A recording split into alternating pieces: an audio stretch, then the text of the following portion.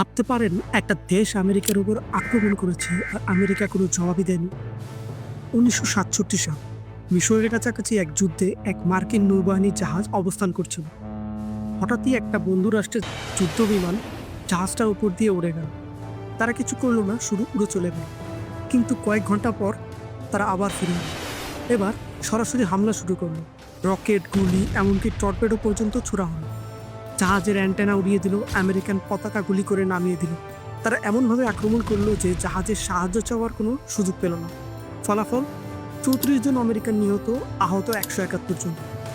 American সরকার বলেছিল এটা একটা ভুল হয়েছিল, কিন্তু যারা জাহাজে ছিল তারা সেটা কখনোই বিশ্বাস করেনি। তাদের মতে এটা ছিল একেবারে ইচ্ছাকৃত আক্রমণ। আর সবচেয়ে অবাক করা ব্যাপার কি জানেন? আক্রমণটা করেছিল ইসরায়েল। কোনো প্রতিশোধ হয়নি, কোনো বিচার হয়নি।